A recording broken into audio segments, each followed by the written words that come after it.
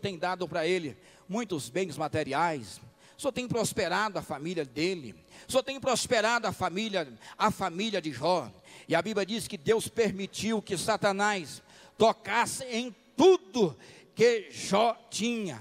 Mas Jó, a sua fé não estava pautada no seu gado, a sua fé não estava pautada na sua família, a sua fé não estava pautada nas suas terras, a sua fé não estava pautada na sua saúde, a sua fé estava pautada nele. É por isso que a Bíblia diz: olhai para mim que sou o autor e consumador da fé.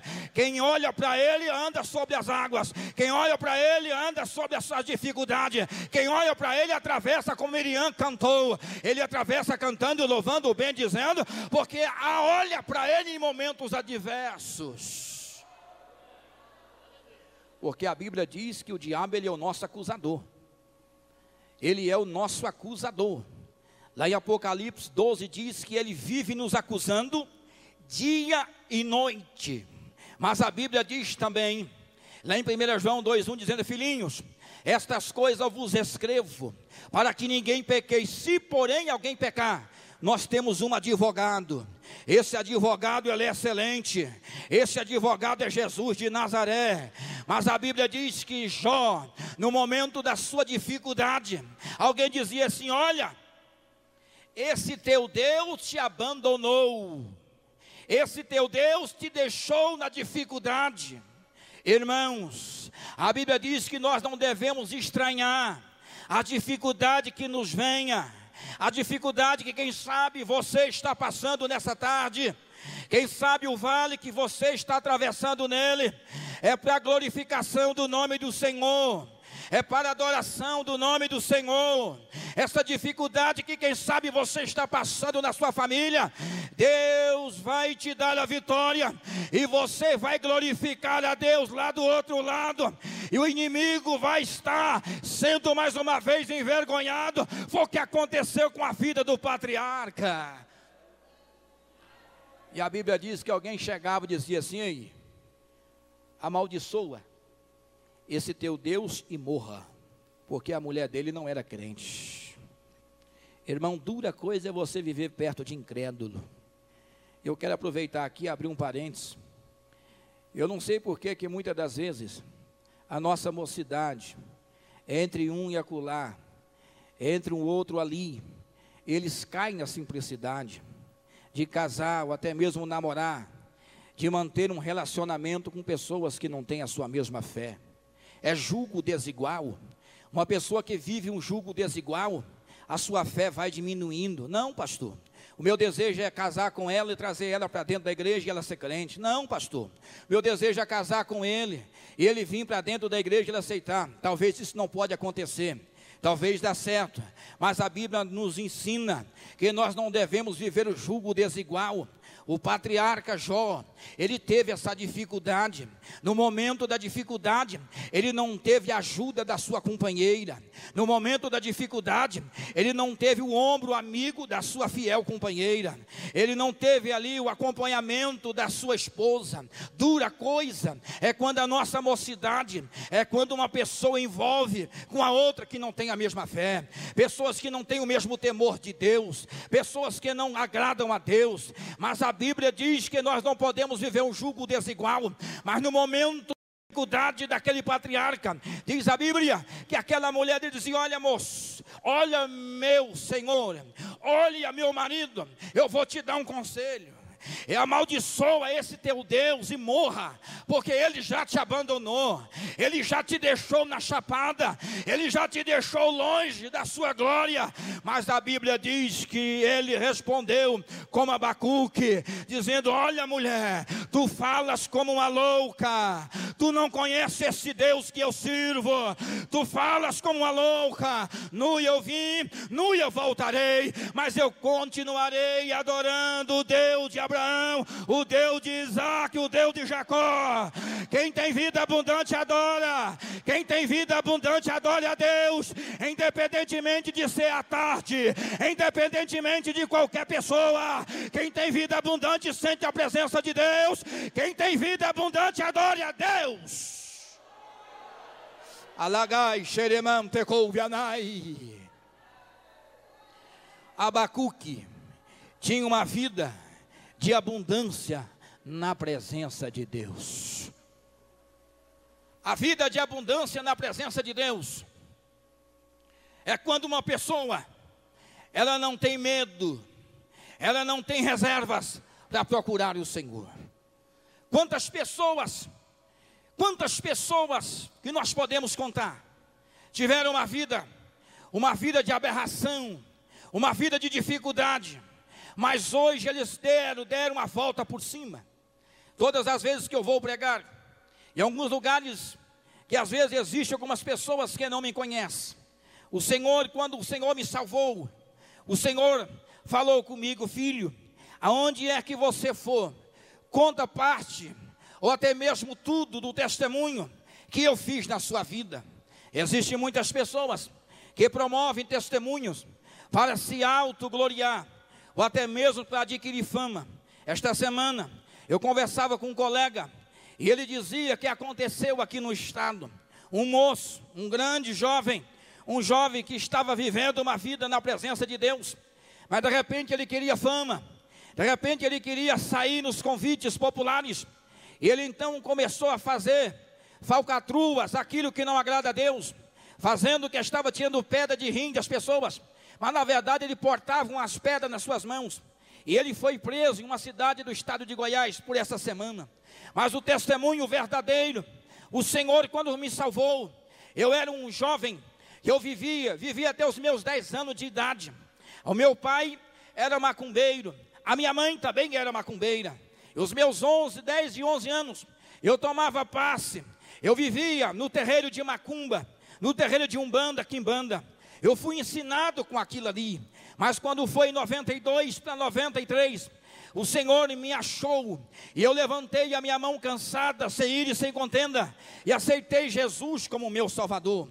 De lá para cá o Senhor começou a mudar a minha vida, de lá para cá o Senhor começou a me dar vida com abundância, de lá para cá o Senhor começou a me abençoar. Eu era uma pessoa que tinha uma enfermidade. Quando eu tinha 12 anos, eu não pronunciava verbalmente a palavra, porque eu era gago de nascença. Eu tinha uma enfermidade, essa enfermidade era de nascença, mas eu aceitei Jesus e passei alguns tempos, alguns percalços na minha vida. E nesses tempos que eu estava servindo a Deus, nesses primeiros 3 anos na minha fé, eu me lembro que eu estava um dia em Goiânia, e eu abaixei a minha cabeça. Quando as pessoas iam conversar comigo, eu não tinha como conversar com ela. Logo que as pessoas percebiam que eu não era uma pessoa normal, elas saíam de perto de mim. E um certo dia, eu abaixei a minha cabeça, e eu falei com Deus, dizendo: Deus, eu quero que o Senhor cure a minha enfermidade, eu quero que o Senhor me tire dessa enfermidade, pois eu sou uma pessoa que eu vivo na sociedade, mas ao mesmo tempo a sociedade não quer viver comigo.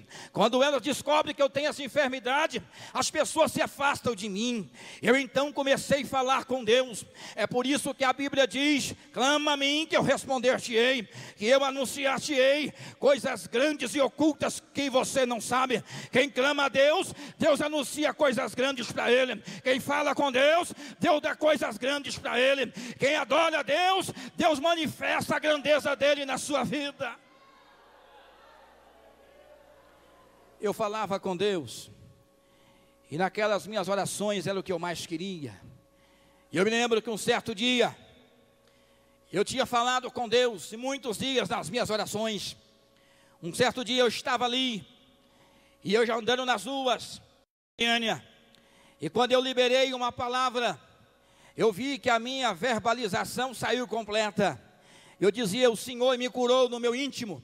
De repente eu verbalizei outra palavra, e o Senhor então havia feito na minha vida. O Senhor tinha manifestado a sua graça sobre a minha vida. Eu fui curado ali naquele lugar. Jesus faz isso. É por isso que a Bíblia diz lá em Daniel, capítulo 6, a Bíblia diz que Daniel, ele foi jogado na cova dos leões, mas o rei Dário, ele escreveu um edito. Ele pega agora cauda de pavão e sangue de baleia, ele começa a escrever: agora eu vou editar dizendo que todo mundo trema perante esse Deus de Daniel, porque ele salva, ele cura, ele Ele opera maravilha nos céus e na terra. O Deus que opera maravilha está aqui neste lugar. O Deus que opera maravilha está aqui nessa tarde. O teu Deus não falha. Ainda que a tua figueira não está produzindo, fica tranquilo, deleita-te no Senhor, e Ele concederá o que deseja o teu coração. Espera nele mais um pouquinho, porque Deus está contigo em meio à dificuldade. Vida de abundância na presença de Deus. A pessoa que vive uma vida de abundância na presença de Deus, ao invés dele olhar para os problemas, ele olha para a solução. Crente que tem vida com abundância, o vizinho, quem sabe aqueles colegas usados pelo diabo, diz assim: o seu ministério não vai prosperar, a sua igreja não vai prosperar, essa cidade não tem emprego, esse ministério não vai dar certo, essa igreja foi fundada muito nova, você não vai conseguir, esse ministério é assado, você é assim. Mas você não pode dar ouvido para estas coisas. Enquanto as pessoas estão desacreditando em nosso ministério, nós estamos olhando para Ele. Nós estamos olhando para Ele, porque quem tem uma vida de abundância, ele não olha para trás, ele não olha para a direita, ele não olha para a esquerda. A Bíblia diz que Ló, quando Abraão foi avisado por Deus, a Bíblia diz que Abraão foi lá, e diz a Bíblia que os anjos avisou Ló, dizendo: olha Ló, sai desta cidade, escapa-te por tua vida. A Bíblia diz que Ló acreditou na palavra de Deus, ele tinha um coração abundante, ele tinha um coração voltado para Deus, e a Bíblia diz que ele sai da cidade, mas infelizmente a sua companheira estava com o coração voltado para este mundo. Crente que tem um coração voltado para o mundo, ele não vê a glória de Deus na sua vida. A Bíblia diz: aquele que está em Cristo, nova criatura é. As coisas velhas já se passaram e tudo se fez novo. Uma pessoa na carne não pode ver a glória de Deus.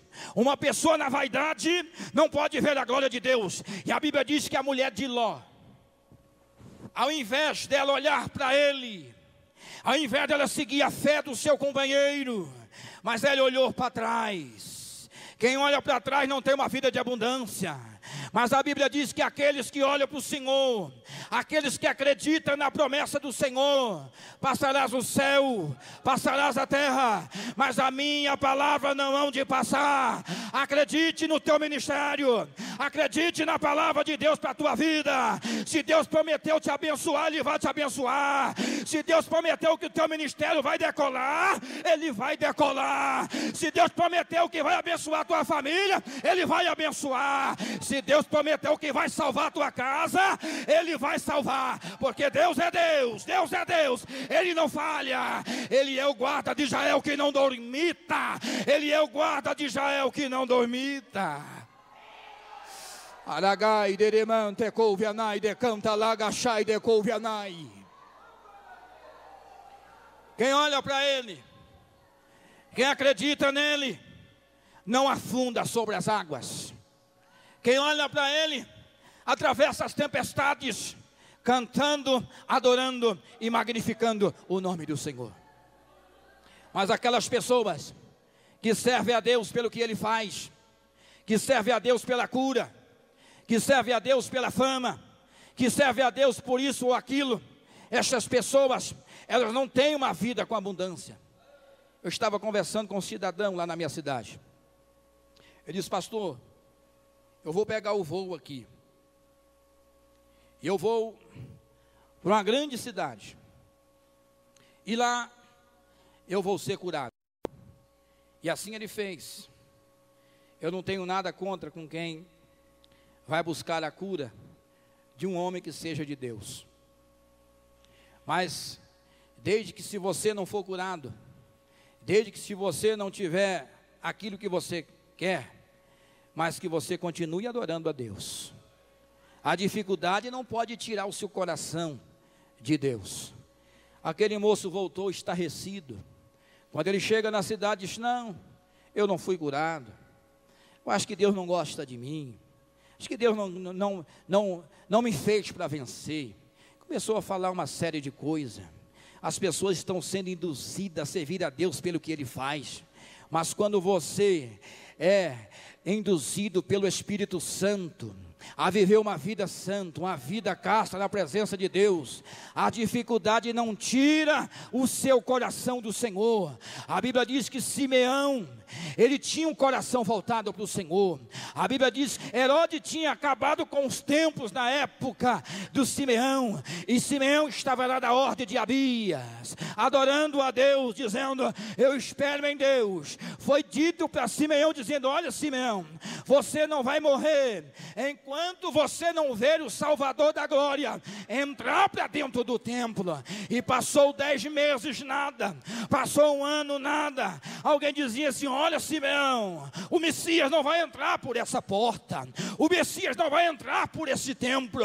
Mas ele dizia: eu acredito na palavra do Senhor, eu estou acreditando nele que vai prover para mim.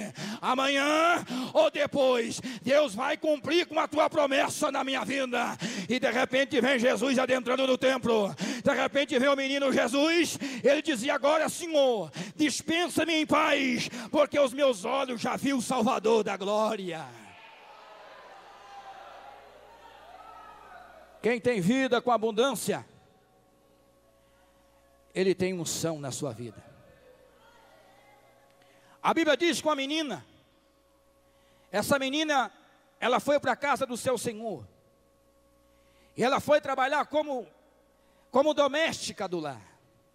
E quando ela chega na casa de Naamã, ela chega com o coração compungente de Deus.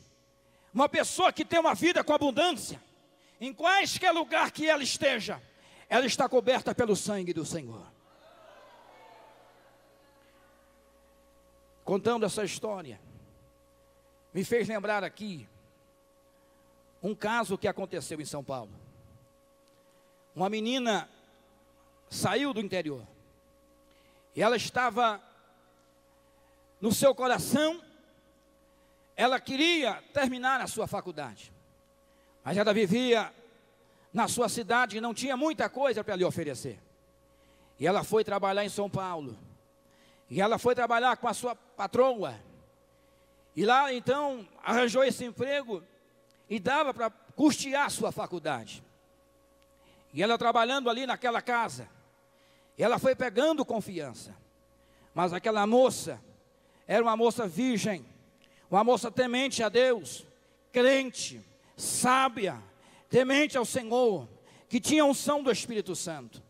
E ela então ficou alguns anos na casa da sua patroa, tanto que ela foi pegando confiança. E um certo dia, a sua patroa havia dito para ela: olha, moça, eu vou viajar, vou para o exterior, e a casa ficará sob a sua custódia, a casa ficará sob a sua responsabilidade. E a sua patroa foi viajar tranquilamente, e aquela moça fazia suas orações. Ela tinha o seu quarto, lá naquele apartamento, e ela entrava de contínuo quando chegava da faculdade, e fazia suas orações para dormir. Ela tinha uma vida abundante na presença do Senhor, porque quem tem uma vida de abundância na presença do Senhor, 1000 cairão a teu lado, 10.000 à tua direita, mas tu não serás atingido, porque tu tens uma vida de abundância na presença de Deus. Tu estás guardado debaixo das asas do Onipotente, e as asas do Onipotente te guardará de todo mal, porque tu estás, aleluia, sendo uma pessoa guardada por Deus, vivendo uma vida de abundância. Me dê mais um pouquinho de retorno, irmão. Aquela moça estava ali, e um certo dia, quando a sua patroa viajou, o seu marido ficou em casa, o marido da patroa, e ele era usuário de droga. E quando chegou a hora da moça chegar, por volta de 11h30, meia-noite, ele já tinha maquinado no seu coração de fazer o mal para aquela jovem, fiel crente.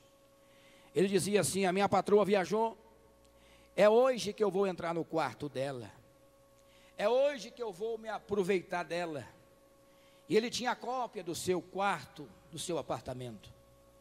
E quando aquela moça chega, ela entra para dentro do seu quarto, toma um banho e lê alguns salmos, e ela ajoelha e faz as suas orações, e ela fala com Deus. Ela diz: Deus, o Senhor tem me guardado aqui nessa cidade, nessa grande capital. Eu sei que o Senhor vai continuar me guardando aqui neste lugar. E ela fez aquela oração, porque o crente que não olha para dormir, crente que não olha para viajar, crente que não olha para fazer negócio, crente que não olha para poder fazer quaisquer coisa na sua vida, ele não tem uma vida de abundância na presença do Senhor. Mas ela então, ela fez as suas orações, e ela deitou, e ela recitou o Salmo de número 4, versículo 8, dizendo: em paz me deitarei e dormirei, porque só tu, Senhor, me faz habitar em segurança. E ela deitou e dormiu tranquila. É assim que acontece com o crente. Se você está servindo a Deus uma vida de abundância, fica tranquilo, não importa o que as pessoas estão falando de você, não importa o que as pessoas vão dizer de você, importa é você ter uma vida de abundância na presença de Deus, importa é você agradar a Deus. Foi o que o apóstolo Pedro dizia: o que me importa é agradar a Deus e não aos homens. Se você agradar a Deus em primeiro lugar, até os seus inimigos, diz a Bíblia, que Deus faz que Ele tenha paz contigo, porque tu estás guardado debaixo das asas dEle. Aragai xerebante couvianai. Aquela moça, quando ela deita, quando volta de 2 horas da manhã, o marido da patroa, com drogas injetadas na sua veia, ele entra no quarto daquela jovem crente, ele vai no interruptor e liga a lâmpada. Quando ele liga a lâmpada, ele dizia: é hoje que eu vou saciar o que eu sempre quis, é hoje que eu vou fazer o que eu sempre quis. Aquele homem estava possesso de Satanás. Mas quando ele ligou o interruptor, e ele olhou para aquela moça, ele olhou para ela e começou a ver ela coberta de sangue, e a sua vista começou a baralhar, e ela dormindo tranquilamente, e ele começou a ficar apavorado dentro do quarto, e começou a gritar, e ela acordou com aqueles gritos, e ele dizia: moça, tu estás coberta de sangue, tu estás morta, não foi eu que te matei, eu não fiz nada com você. Ele entrou em estado de choque, e ela levantou a sua mão, a sua vida abundante, dizia: moço, tu quer aceitar Jesus como teu salvador, meu patrão? Só quer aceitar Jesus? Ele ajoelhou naquele momento, e ela fez uma oração, repreendeu o inimigo na vida dele, e ela foi salva pelo poder da oração. Mal nenhum te acontece quando você tem um coração compungido, quando você tem uma vida de abundância na presença dEle. Fica tranquilo, é Deus que te guarda. Fica tranquilo, é Deus que te guarda. É Deus que te dá o livramento, é Deus que abre a porta, é Deus que te exalta, é Deus que te leva. Deus nessa tarde está dizendo: quem quer ter vida com abundância, quem quer ter vida com abundância, vive uma vida de abundância, que você vai ver o que Deus fará na tua vida.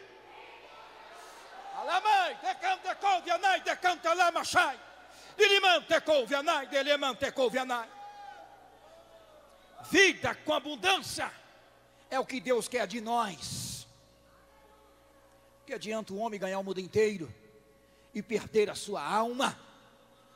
É por isso que Paulo escreveu a 2 Timóteo, a sua segunda carta, dizendo: olha, Timóteo, o amor ao dinheiro é a raiz de todos os males. O amor ao dinheiro, não o dinheiro. Mas a Bíblia diz que muitas pessoas têm preocupado com o dia da manhã, mas a Bíblia nos ensina que você e eu não podemos preocupar com o dia da manhã. Tem muitas pessoas preocupadas com o juro, tem muitas pessoas preocupadas com o que vai acontecer amanhã, com a bolsa, com não sei mais o que.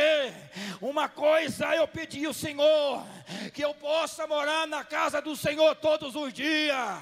Uma coisa pedi ao Senhor, que eu possa estar adorando o Senhor todos os dias no seu santo templo.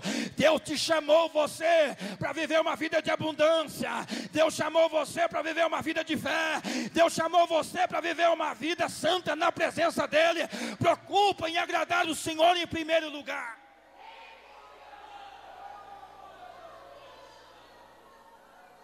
É por isso que Eclesiastes vem dizendo: tudo que você vai fazer, teme a Deus. A Bíblia nos conta uma história, estou terminando. A Bíblia nos conta uma história, que o apóstolo Pedro, ele foi às 3 da tarde, a hora nona, ele foi para o templo, lá em Formosa, o templo chamado Formosa. E quando o apóstolo Pedro, ele vai para o templo chamado Formosa, ele pega e ele vai, porque toda pessoa que vai para o templo, Deus fala com ele. Toda pessoa que vai para o templo, a glória de Deus se manifesta na vida dele. Este lugar é lugar da glória de Deus. Este lugar é lugar da bênção de Deus. Perca de tempo é quando uma pessoa vem para dentro da casa de Deus e fica permeando para o lado de fora. Ele não sabe que aqui está tendo a ministração de Deus na vida dele. Aqui você está recebendo o poder da palavra. O poder da palavra liberta o homem. O poder da palavra liberta o escravo. O poder da palavra leva o homem. O poder da palavra salva o homem. O poder da palavra liberta o cativo oprimido. E a Bíblia diz que quando o apóstolo Pedro, ele era um homem que vivia uma vida de abundância. E ele vai para o templo. Quando ele chega para o templo, ele encontra um homem aleijado. Aquele homem tinha vários anos que estavam ali. Mas quando aquele homem vê o apóstolo Pedro, é interessante que a história com Flávio José nos conta que aquele homem, quando estava na porta do templo, jamais ele deu ouvido para ouvir o que estava sendo ministrado no templo. Ele ficou ali por muitos anos, mas ele não estava preocupado. O interesse dele era a moeda corrente, porque na época daquele acontecimento, circulava duas moedas. Circulava a moeda rabínica, que era uma moeda forte. Era uma moeda que as pessoas compravam e sobrava dinheiro. A moeda rabínica era uma moeda cobiçada por tudo e por todos. Então aquele moço estava ali, quem sabe aguardando um rabínico chegar naquele lugar e ofertar-lhe uma moeda rabínica. Ele queria só as ofertas rabínicas. Existia duas moedas, a moeda rabínica e a moeda plebeia. A moeda plebeia, ele tinha uma cumbuca de moeda, e ele fazia uma seletividade daquelas moedas. Aquela moeda rabínica, ele colocava de cá.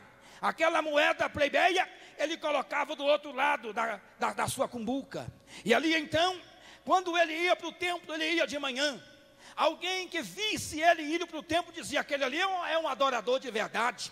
As pessoas confundiam ele, porque na verdade, na época dele, não poderia adentrar no templo, porque quaisquer pessoa que tinha qualquer dificuldade, qualquer pessoa que era aleijado, paraplégico, tetraplégico, eles não poderiam adentrar no templo, porque a lei proibia-lhes de entrar no templo, mas eles ficavam à porta do templo. Então ele ficou ali por vários anos, selecionando moeda. A sua visão estava